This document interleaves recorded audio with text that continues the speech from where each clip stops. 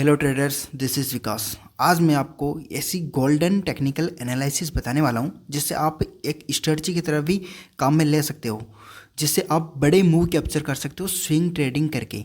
चलो अपनी स्ट्रेटजी पर आते हैं। इसमें क्या है कि जैसे कि ये प्राइस यहाँ पर क्या हुई थी, मूव कर रही थी डाउन ट्रेंड। जैसे ही सपोर्ट पर आई हमें इंडिकेशन क्या मिला, अभी सपोर्ट कहाँ पर है ये मैं दिखाता हूँ। 1 वीक के टाइम फ्रेम पर चलते हैं तो यहाँ पर ये एक सपोर्ट हमें दिखाई दे रहा है। पिछला स्विंग ये 1 वीक के टाइम फ्रेम पर है, इसे हम शिफ्ट करते हैं 1 डे के टाइम फ्रेम पर। स्विंग स्ट्रेटजी की एनालिसिस शुरू होती है। अब इसमें ये सपोर्ट हमने ड्रॉ किया था पिछली बार।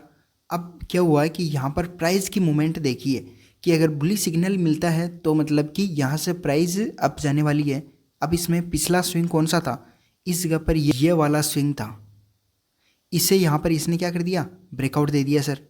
चलो ये वाला भी ब्रेकआउट दे दिया। प्राइस बड़े वाले स्विंग को भी यहाँ पर ब्रेकआउट दे दिया। प्राइस क्या कर रही थी यहाँ पर, हायर। बाद में इस पुराने जो लेफ्ट वाले पिछले लोअर हाई था उस लोअर हाई को यहाँ पर ब्रेक कर दिया, सेकेंड वाले को ब्रेक कर दिया। मतलब प्राइस अप मोमेंट जाने वाली है। तो हमें यहाँ पर डिसाइड हो गया कॉल ही लेना है। पूरी स्ट्रेटजी में आपके सामने ये एक्सप्लेन करने वाला हूँ थोड़े से मिनटों में। यह मैं बिटकॉइन का BTC USDT का चार्ट दिखा रहा हूँ। इसे आप बैंक निफ्टी में भी कर सकते हो कि बस आपको क्या करना है, ये टेक्निकल एनालिसिस हर जगह काम करेगा क्योंकि चार्ट तो वही है। इसलिए तो हमने चैनल का नाम क्या रखा है, प्रो चार्ट रीडर। बस चार्ट का पोस्टमार्टम करना है। फिर बाद में ये एक चार्ट बनता हुआ दिखाई दे रहा था। एक तो W पैटर्न भी कह सकते हैं कि इसने एक लाइन को ब्रेक किया, कप एंड हैंडल पैटर्न भी बनाया। तो मतलब कि चार्ट पूरी तरीके से अप ट्रेंड है। तो हमें अब अपनी स्ट्रेटजी शुरू होती है। वो स्ट्रेटजी क्या है कि जैसे ये प्राइस मूव कर रही थी, मूव करने के बाद में कुछ देर के लिए प्राइस होल्ड करती है और रिट्रेसमेंट करती है, नीचे आती है। कितने परसेंट, लगभग 20%, या तो 20% या फिर 20% +2 ± हो सकता है। +2 क्या हो सकता है, या तो 22 तक हो सकता है, फिर 19, 20, 21, 22 तक रिट्रेसमेंट करनी चाहिए, प्राइस नीचे गिरनी चाहिए। तो यहाँ पर क्या हुआ, इस जगह प्राइस देखिए ये स्विंग लगा रही थी और इसने रिट्रेसमेंट कितना दिया, लगभग 12% दिया। तो मतलब ये अपनी स्ट्रेटजी से बाहर है। नेक्स्ट पर चलते हैं। नेक्स्ट क्या बोल रहा है, ये वाला जो रिट्रेसमेंट है ये लगभग 22% है, मतलब अपनी स्ट्रेटजी के अंदर है। तो हमें ट्रेड कहाँ पर प्लान करना है, ट्रेड हमें प्लान करना है इसके जस्ट नीचे तक। जब रिट्रेसमेंट कंप्लीट हो जाए, बुलिश है और रिट्रेसमेंट कंप्लीट हो जाए, इस जगह पर पिछली कैंडल के हाई को ब्रेक कर दिया, यहाँ पर अपना ट्रेड एग्जीक्यूट हो गया। और स्टॉप लॉस कितना होगा, स्टॉप लॉस लगभग 1000 या 2000, इस वाले जो 20% इसके नीचे होना चाहिए।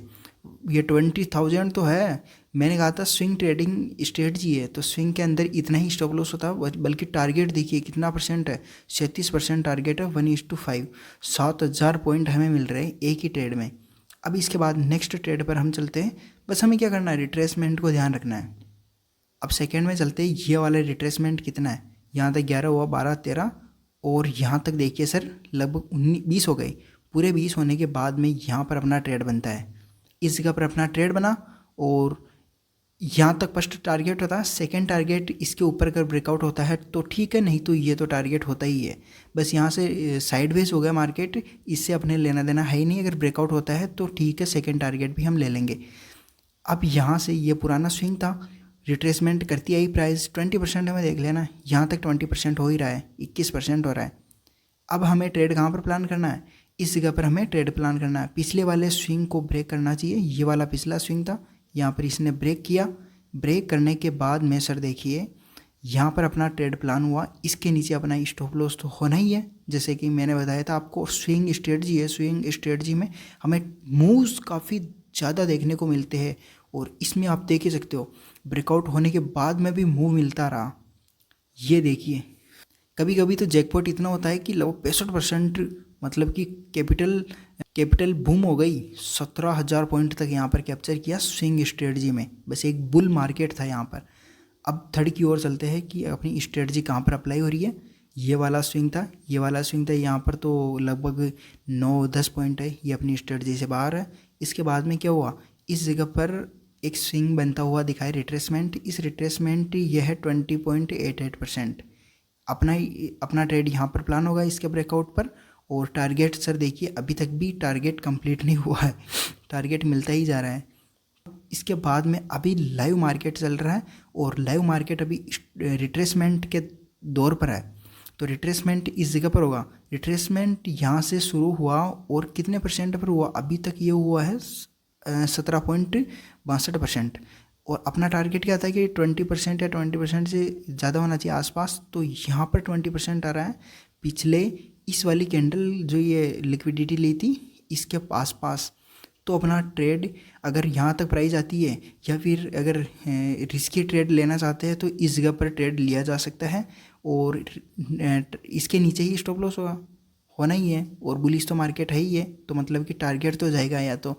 और ये काफ़ी अभी तक एंट्री ली जा सकती है अगर कोई बिटकॉइन में लेना चाहता है तो ये सारी मैंने स्ट्रेटजी बता दी है A to Z। अगर आप अप्लाई करते हो स्विंग स्ट्रेटजी में तो आप काफ़ी अच्छा पैसा बना सकते हो बिटकॉइन में। ये बिटकॉइन की ही बात नहीं हो रही है सर, ये आपके लिए किसी भी टेक्निकल एनालिसिस में। अब जैसे आप बैंक निफ्टी में करना चाहते हो तो उसमें आपको क्या करना है कि अगर ये 20% की बजाय बैंक निफ्टी में 10% पर रिपीटेबल हो रहा है कि 10% रिट्रेसमेंट करने के बाद में प्राइस मूव दे रही है, तो वहाँ पर हमें क्या करना है, वो स्ट्रेटजी अपना लेनी है।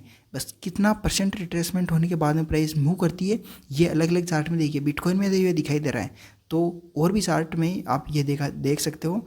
तो मतलब आई होप ये स्ट्रेटजी आपको अच्छी लगी होगी। तो वीडियो को लाइक कर देना और कमेंट में आपके जो भी सवाल हो वो लिख देना और चैनल को सब्सक्राइब जरूर कर लेना। So thanks.